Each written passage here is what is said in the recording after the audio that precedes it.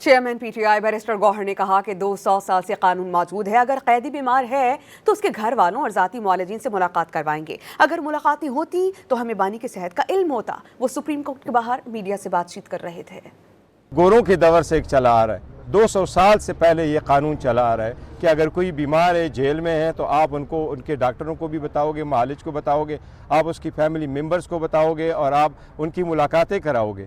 ملاقاتیں ہوتی تو ہمیں پتہ چلتا خان صاحب کی آنکھ کی تکلیف کیا ہے، ملاقاتیں پتہ ہوتی ہمیں پتہ ہوتا خان صاحب کی ٹریٹمنٹ کب، کس نے، کس وقت، کس کاز کے لیے کی ہے، رات کا بھی پتہ چلتا، سارے لوگ ملتے تو یہ کوئی ایشو نہ ہوتا۔ یہ آپ ایک دوسرے کے ساتھ سیاسی اختلافات اس نہج پہ نہیں لے کے جاتے کہ آپ اس کو دشمنی میں بدلے۔ دیکھو یہ پاکستان ہے، یہ پاکستان ہوگا تو ہم سب ہوں گے، اور آپ نفرتیں بڑھائیں گے تو پاکستان کا نقصان ہوگا۔ یہ نفرتیں مزید ختم کرو۔ دیکھو اگر آپ لیڈر کو جیل میں رکھے، اس کی بیوی کو جیل میں رکھے، ان کے بچوں کو ملنے نہ دے، اس کی فیملی کو ملنے نہ دے، پھر بچوں کو کوئی ہمارے ساتھ فنکشن مناتے رہے، ہم کب تک آپ کے پاس آئیں گے، کب تک آپ کے ساتھ پارلیمان میں رہیں گے؟